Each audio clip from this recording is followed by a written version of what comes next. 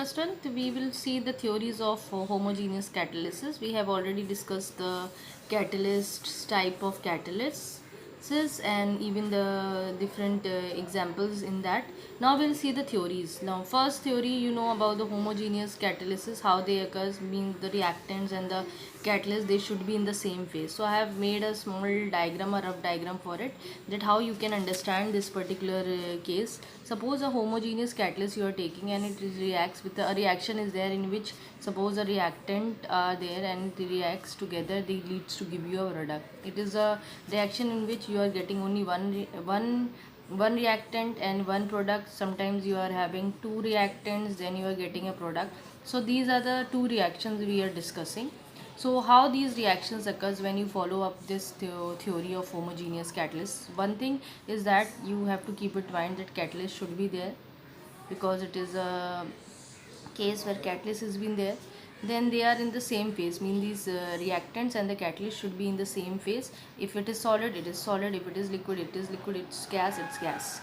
So that point, right? कुछ भी हो सकता है, anything can be there. So let's focus on it. So homogeneous catalyst we are using, and this theory says that what happened, this homogeneous catalyst, when you are taking a reactant, so the in presence of a catalyst, this homogeneous catalyst which you are using, it is basically combined with the reactant first, and once it reacts with the reactant, it forms a intermediate compound. एक intermediate compound बना लेता है जो कि unstable होता है और उसकी लो एक्टिवेशन एनर्जी भी होती है. ठीक है. Now what is the case, देखो अब ये सिनेरियो तब चल रहा है जैसे बेसिकली क्या है कि जो अगर रिएक्शन हम देख रहे हैं कि डायरेक्ट प्रोडक्ट नहीं बना रहा है, इट इज़ फॉर्मिंग रिएक्टेंट जो है वो रिएक्ट कर रहा है कैटलिस्ट के साथ, फिर एक इंटरमीडिएट प्रोडक्ट बना रहा है और फिर ultimately it is giving you to give you a product. ये फर्स्ट सिनेरियो है ना, जब हम लोग एक रिएक्टेंट यूज़ कर रहे हैं. ठीक है. अब वही कंडीशन है. तो ये इंटरमीडिएट जो कंपाउंड बना है, it is unstable in nature, it's have a lower activation energy. This things you have to keep it in mind. ये दो पॉइंट्स हैं. So what happen, two ways. एक तो क्या होगा कि फाइनली क्या होगा, अगर एक आपने रिएक्टेंट यूज़ करा रखा है तो प्रोडक्ट बना लेगा, वो बीच में पहले बनेगा शॉर्ट टाइम के लिए, और अनस्टेबल होने की वजह से it will changes back to the product and catalyst वहाँ से रिमूव हो जाए. फिर कैटलिस्ट को you can reuse in the further reaction. अब सपोज़ करो ये इंटरमीडिएट रिएक्टेंट, अब रिएक्शन ऐसा हो जाए, ये वाला केस कि एक रिएक्टेंट पहले उसने कैटलिस्ट के साथ रिएक्ट करा, इंटरमीडिएट कंपाउंड बनाया, फिर इस इंटरमीडिएट कंपाउंड ने रिएक्ट कर लिया दूसरे रिएक्टेंट के साथ, बी के साथ. फिर वो क्या करेगा, आपको प्रोडक्ट बनाएगा और कैटलिस्ट जो है वो अलग रह जाएगा. फिर इसको you can use the catalyst again. So basically catalyst, what the role of the catalyst here, it is enhancing the rate of the reaction and it is giving you a path of low activation energy, है ना, कि आपको activation energy ज़्यादा नहीं चाहिए, कम चाहिए, जिसकी वजह से आपका रिएक्शन क्या है, आपकी ये रेट ऑफ रिएक्शन को भी बढ़ाता है ना. तो ये स्टेप्स हैं. अब जैसे सपोज़ करो हम कोई एग्जाम्पल देख के चलते हैं कि let's focus on the reaction part. जैसे NO का हम एक ले लेते हैं तो उससे समझ में आएगा. जैसे हमने नाइट्रिक ऑक्साइड लिया और उसमें नाइट्रिक ऑक्साइड जो है वो एक कैटलिस्ट की तरह एक्ट कर रहा है ना. It's reacts with the one of the reactant से ऑक्सीजन, जो कि रिएक्टेंट की तरह काम कर रहा है. तो यहाँ पे क्या हो जाएगा, ये NO2 बनाएगा, NO2 गैस, जो basically intermediate, it will work as a intermediate की तरह काम करेगा. अब इंटरमीडिएट जो है वो बेसिकली आपका क्या रिएक्ट करेगा, वो SO2 जो दूसरा रिएक्टेंट है उसके साथ. अब इसका मेन रिएक्शन हम आपको दिखाएंगे कैसे लगता है. और ये इंटरमीडिएट, ये भी गैस है, ये एक दूसरा रिएक्टेंट, ये पहला रिएक्टेंट ये था, ये दूसरा रिएक्टेंट ये भी गैस है ना. So it will give you twice of SO3 जो गैस से मेन प्रोडक्ट बना लेगा, और NO जो आपका कैटलिस्ट था जब आपने यूज़ करा था तो आपको वो एज इट इज़ वैसे ही मिल जाएगा. ठीक है. ये बैलेंसिंग कर लो तो जैसे आपका आराम से आप बैलेंस से कर पाओगे. तो ये रिएक्शन आपको ऐसे दिख रहा है. फर्स्ट स्टेप में क्या हुआ, रिएक्टर ने कैटलिस्ट के साथ रिएक्ट करा, इंटरमीडिएट बनाया जो अनस्टेबल था. This intermediate reacts with the other reactant and give you the product. ये प्रोडक्ट बना, और this leads to you again the catalyst. You are regenerating this catalyst, it can be used again and again. ठीक है. तो यहाँ पे क्या हुआ, लोअर एक्टिवेशन एनर्जी हुई, reaction rate of reaction fast रहा आपका, और रिएक्शन कैसी चली, कैटलाइज रिएक्शन चली. अब एक्चुअल में ये रिएक्शन ये नहीं है, एक्चुअली रिएक्शन क्लास 10th की आप देखिए, आपने SO2 का रिएक्शन कराते हो ऑक्सीजन के साथ, यू गेट सल्फर ट्राईऑक्साइड, है ना. ये आपने देखी है रिएक्शन एक्चुअल में। अब सोचो ये रिएक्शन जो है वो एक अनकैटलाइज्ड रिएक्शन ऐसी है और ये रिएक्शन बहुत स्लो चलेगी, लेकिन जैसे ही आप इस पर एनो रख दोगे और कैटलिस्ट के तौर पे चलाओगे यूज़ करके इस रिएक्शन को, रिएक्शन फास्ट चलने लगेगी। एक्चुअल में जब ये नहीं था then the reaction was very slow, but when you put nitric oxide the reaction is fast. So this was the way of this theory and how it works. Now you have seen and you have understand how it is working. Now the next theory is for heterogeneous catalysis. If you remember about the heterogeneous catalysis, यहाँ T है, it's L. You know that the reactants and the catalyst are in different phases, है ना? Yes. If it is solid, it will be a gas. अगर ये gas है, ये solid है, ये दोनों फ़र्क होते हैं अलग अलग. So basically this entire theory is very important and it is based on, this is adsorption theory और adsorption पे ही based होती है ये. Means everything it's taking place at the surface of the the surface of the catalyst. तो आपके पास दो चीज़ें हैं, कैटलिस्ट है, रिएक्टेंट. ये गलती ना कर दीजिएगा कि रिएक्टेंट के सरफेस पे हो रहा है. यहाँ पे जो आपकी जो भी प्रोसेस होगी that will takes place in the surface on the surface of the catalyst. So basically what happened, there are two phenomena takes place. First is which you have to analyze, chemosorption of reactants on the surface. Now you have remember the chemosorption, what is chemosorption, so we are not focusing on it. And occurrence of chemical reaction at the catalyst surface. Now let's come to the first part, the chemosorption of the reactant on the surface. So you know that the solid, if we suppose we are taking as a solid catalyst, what will happen? If you see the surface of a solid catalyst, it have more free vacancies और activate centers, है ना? आपने देखा था ना कि जैसे अगर solid है आपके पास तो बाहर का ये surface पूरा जो होता है वो आपका क्या होता है, आप ज़्यादा उसमें पार्टिकल्स को अटैच कर सकते हैं, एब्जॉर्बेट को आप अटैच कर सकते हैं, ये सरफेस है सॉलिड का. तो if you are taking a catalyst as a solid तो it will definitely have large number of free, आप क्या कह सकते हो, फ्री वैकेंसीज और एक्टिव साइट्स. ठीक है, ये चीज़ होती है. तो ये क्या हो जाता है, ये जाहिर सी बात है कि भाई जो भी चीज़ आप किसी भी गैस को ऊपर अगर इस सरफेस पे रखना चाहोगे तो वो ज़्यादा से ज़्यादा उस पर अटैच्ड हो पाएंगे, है ना, ज़्यादा केमिकल फोर्स ऑफ अट्रैक्शन लगेगा. ठीक है, अब क्या होगा, जैसे सपोज़ करो कि अगर आपने कैटलिस्ट सॉलिड लिया रखा है और जो रिएक्टेंट आ रहा है वो गैसेज आ रहा है ना, क्योंकि ये ज़्यादातर आप यही देख रहे हो ना कि गैस का एड्जॉर्प्शन करा रहे हो. तो गैस रिएक्टेंट्स आ रहे हैं और वो सॉलिड सरफेस में आपके कीमो एब्जॉर्ब्ड हो जाएंगे. ठीक है, और ये वहाँ पे जाके जितने भी आपके वो जो गैस पार्टिकल्स हैं वो सॉलिड सरफेस जो कैटलिस्ट का उसमें जाके अटैच्ड हो जाएंगे.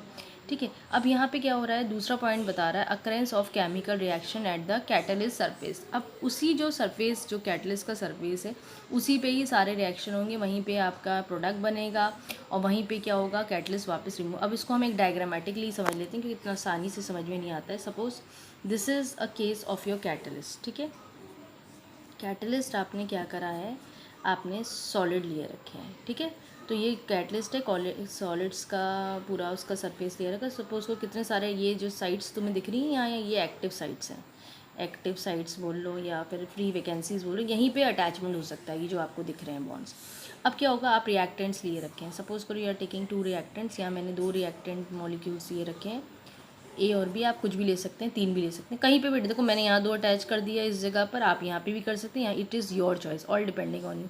तो ये कैटलिस्ट का सरफेस है क्योंकि इसके पास कीमोजॉर्प्शन पॉइंट हो रहा है, यहाँ ज़्यादा एक्टिव साइट्स हैं, फ्री वैकेंसीज हैं, तो रिएक्टेंट्स के लिए ज़्यादा जगह है अटैच होने के लिए. अब क्या हो जाएगा, ये जो रिएक्टेंट्स हैं ये दोनों जाके इनएक्टिव, जो चॉइस इनकी रहेगी वो एक्टिव साइट्स लेकिन पास रहेंगे ताकि आगे फर्दर ये बॉन्ड्स बना सकें. अब ये क्या हो जाएगा कि ये दोनों रिएक्टेंट जो हैं वो कंबाइंड हो जाएंगे और आगे बढ़ेंगे जब हम, तो the chemical reaction will takes place इनमें. और ये यहाँ पे क्या हो जाएगा, एक एक्टिव कॉम्प्लेक्स बना लेता है इस जगह, ये भी अनस्टेबल है. ठीक है, ये जो बनाया है इसने बेसिकली यहाँ ऊपर सरफेस में, ये देखा जाए तो it is a activated complex. ठीक है, ये अनस्टेबल होता है, ज़्यादा देर नहीं रह पाता है, तो फर्दर क्या हो जाएगा कि ये अलग हट के डिटैच हो जाता है. ए एंड बी आपको अलग मिलेगा, तो आपको अलग, जिसको हम यहाँ पे इस पॉइंट पे एक थर्ड पॉइंट भी आप लिख सकते हैं, डिसॉर्प्शन ऑफ प्रोडक्ट्स. ठीक है। तो प्रोडक्ट यहाँ उसी के देखो कैटलिस्ट के सरफेस में यहाँ पे आपके प्रोडक्ट्स बन चुके हैं। अब ये प्रोडक्ट्स आप क्या करेंगे, आप अलग हटा लेंगे, ठीक है, अलग हट जाएगा और कैटलिस्ट आपको एज इट इज़ मिल जाएगा, जो आप फर्दर कैटलिस्ट को यूज़ कर सकते हैं अपने रिएक्शन, क्योंकि यहाँ सिर्फ एक मॉलिक्यूल्स की बात नहीं है, यहाँ बहुत मॉलिक्यूल्स की बात है। तो this is the second theory which we have to see. Now will focus about the important features of the catalyst, specially solid catalyst. Now important features of solid catalyst, one is their activity, then selectivity,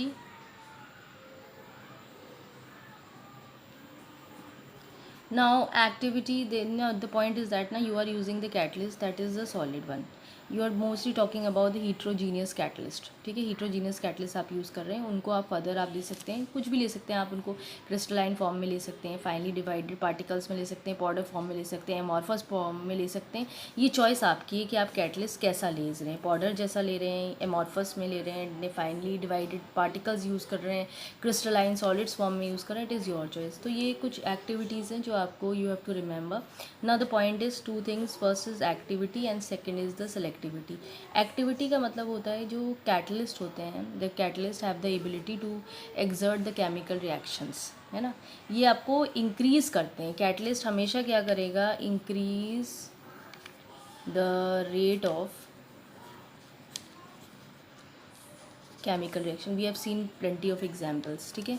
so it is basically increasing the rate of a chemical reaction, और ये कितने भी point में, मतलब 10 times more, जैसे suppose करो इनका जो पॉइंट होता है कि ये इंक्रीज़ कर रहे हैं, ये करीबन 10⁻10 टाइम्स इंक्रीज़ कर सकते हैं degree of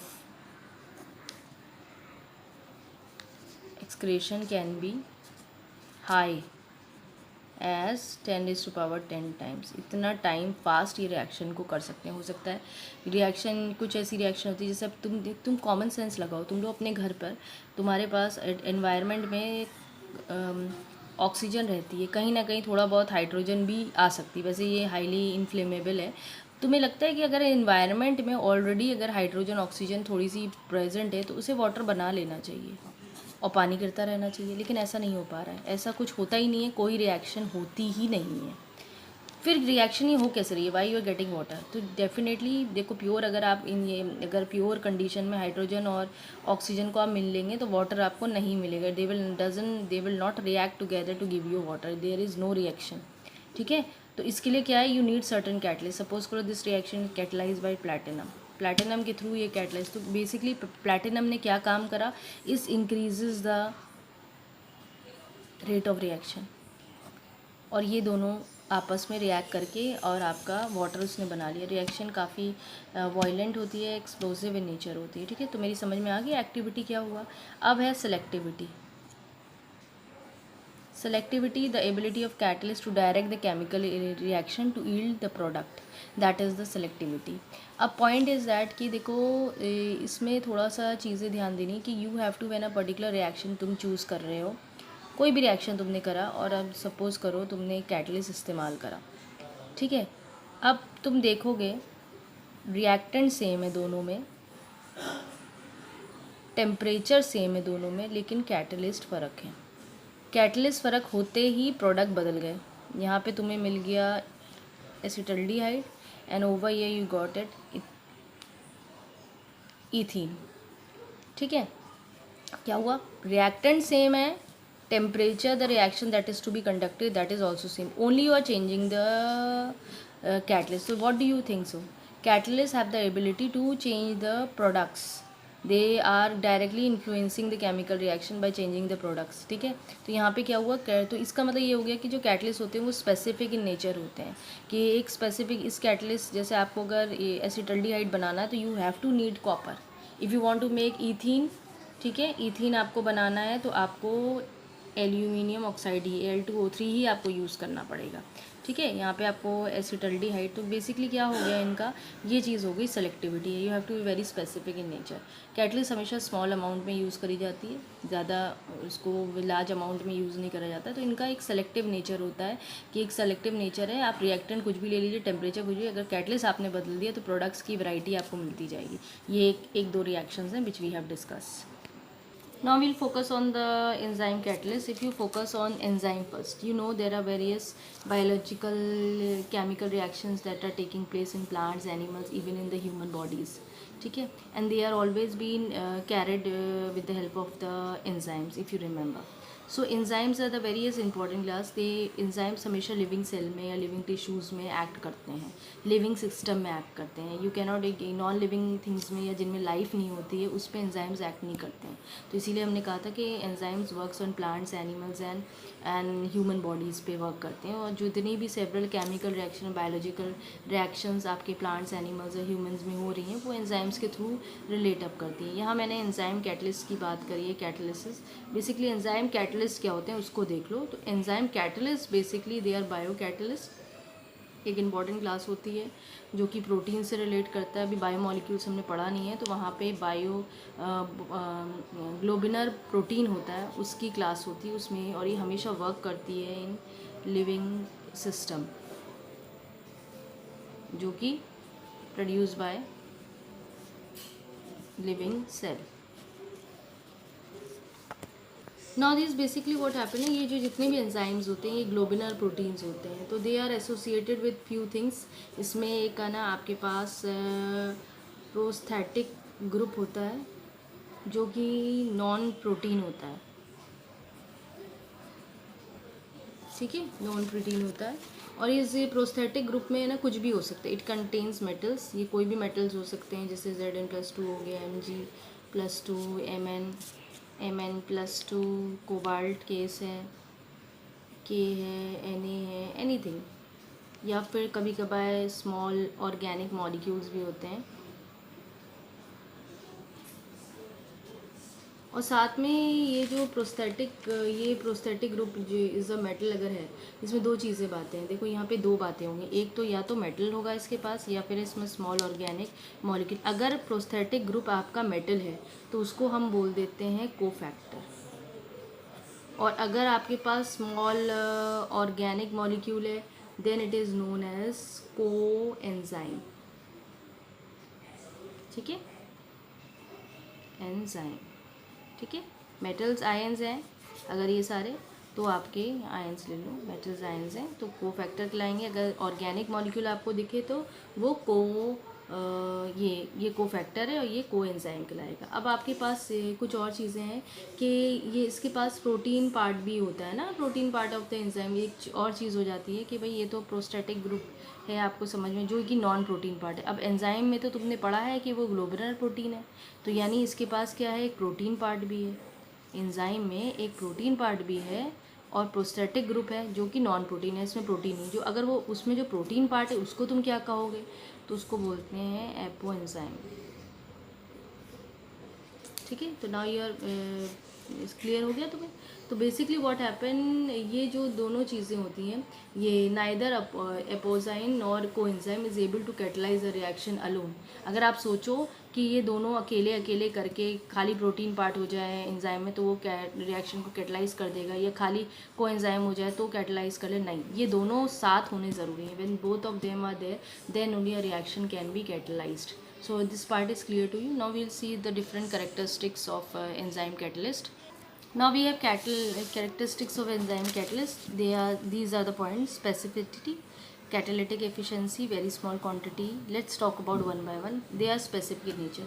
Enzymes are highly specific in nature and they have the specific action or on substrate. You know I have already discussed to you कि एंजाइम्स का भी आपने पीछे देखा था कि आपने एंजाइम जब आप कैटलिस्ट के कॉर्स पे देख रहे थे कि आपने स्पेसिफिक कैटलिस्ट देखा तो एक डेफिनेट प्रोडक्ट मिल रहा था. वैसी कंडीशन यहाँ पर भी होती है कि अगर सपोज़ करो आपने, जैसे हमने एग्जाम्पल लिया यूरिया का. यूरिया होता है NH2CONH2. ये वाटर के साथ रिएक्ट करता है. अगर आप इसमें एंजाइम ले लीजिए यूरेस, तो बेसिकली ये क्या देगा आपको, अमोनिया देगा, साथ में CO2 गैस देगा. लेकिन यही कंडीशन अगर आप सपोज़ करो आपने कोई दूसरा कंपाउंड, आपने मिथाइल यूरिया ले लिया और सेम आपने कैटलिस्ट अप्लाई कर लिया, ठीक है, तो यहाँ पे आपको कोई रिएक्शन नहीं मिलेगी। तो इसका मतलब ये काफ़ी स्पेसिफिक नेचर होते हैं।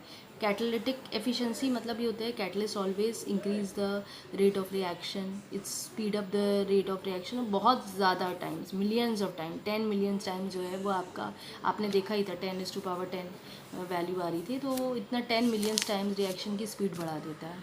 ठीक है, तो ये चीज़ आती है। फिर next is very small amount. ये जो अगर आप कैटलिस्ट ले रहे हो तो ये नहीं कि आपने 10 किलो 1 किलो, बहुत छोटे अमाउंट में भी आप इसको लेके और रिएक्शन जो है वो आप अकम्प्लिश कर सकते हो। विद इन अ मिनट में आपके रिएक्शन जो है कंप्लीट हो जाते हैं। अब यहाँ पे एक और पॉइंट है, optimum temperature and pH. Temperature should not go beyond 37 degree. ठीक है, 37 डिग्री से ऊपर अगर आप चले जाएंगे तो कैटलिस्ट जो है वो वर्क नहीं करेगा। ठीक है, और तो हाई टेम्परेचर पे ये काम नहीं करते हैं कैटलिस्ट। पीएच भी बहुत आपको नॉमिनल रखना पड़ता है एंजाइम्स के लिए, करीबन 5 रखना पड़ता है। तो आपको ये ध्यान रखना है, टेम्परेचर आप 37 डिग्री सेंटीग्रेड से ऊपर मत जाइए, पीएच जो है वो 5 से ऊपर मत जाइए, अगर उससे नीचे भी ना जाइए ना उससे ऊपर जाइए। ठीक है, एंजाइम इनिबिटर्स, एंजाइम्स में वो ये enzyme inhibitors they work as a poison.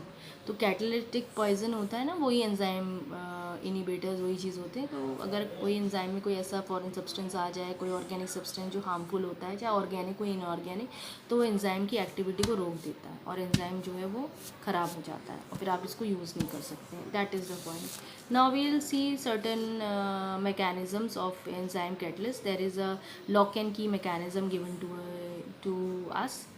If you remember your lock in की, हम लोग हमेशा कहते हैं ना हर एक ताले की अपनी चाबी होती है। अब ये नहीं कि जाली ताली चाबी आपने बनवा ली है, लेकिन अगर हम एक ताला देखें तो उसकी अपनी एक स्पेसिफिक की होती है ना। यही थ्योरी आपको अप्लाई करनी है कि हर ताले की अपनी एक चाबी है। तो that theory you have to applied in it. So how this mechanism work, lock and key mechanism इसे बोलते हैं। This is a mechanism of enzyme catalysis. Now this is been based in 3 steps. पहला step होता है enzyme जो है substrate के साथ कंबाइन करता है and it forms you enzyme substrate complex which is unstable in nature. Further this particular enzyme substrate complex जो है वो एंजाइम प्रोडक्ट बनाता है। यही एंजाइम प्रोडक्ट फर्दर ब्रेक होके एंजाइम्स अलग और प्रोडक्ट अलग आ जाता है। बेसिकली जितनी चीज़ें जो स्टेप्स आप देख रहे हो that each and every step occurs in the enzyme surface. तो क्योंकि जो एंजाइम है उसके सरफेस पर आपके पास काफ़ी एक्टिव सेंटर्स होते हैं। ठीक है, तो आप इसको ऐसे बना लीजिए या ऐसी, जैसे पीछे हमने डायग्राम बनाया था वो ज़्यादा अच्छा है। तो ये जो है इनके पास देखिए काफ़ी सरफेसेस होते हैं और ये इसी पे वर्क करता है। ठीक है, तो एंजाइम्स पे ही सबस्ट्रेट सरफेस पर अटैच्ड हो जाता है और वहाँ पे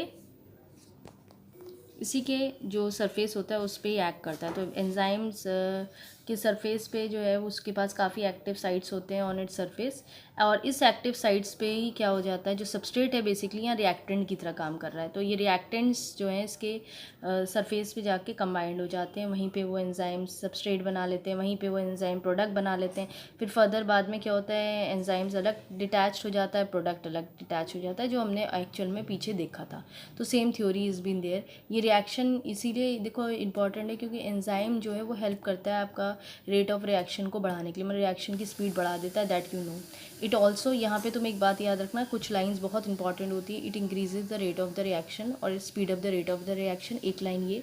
सेकेंड थिंग ये याद रखना कि enzymes lower the energy of activation of particular reaction by providing an alternative path of lower activation energy। तो एंजाइम के होने की वजह से आपकी जो एक्टिवेशन एनर्जी है उसकी जो एनर्जी है आपको कम चाहिए होती है। तो you need a lower activation energy when you are using the enzymes. तो these 2 things you have to keep it in mind. तो यही कंडीशन है जो आपको फॉलो अप करना है, आपके बुक में ध्यान देना है।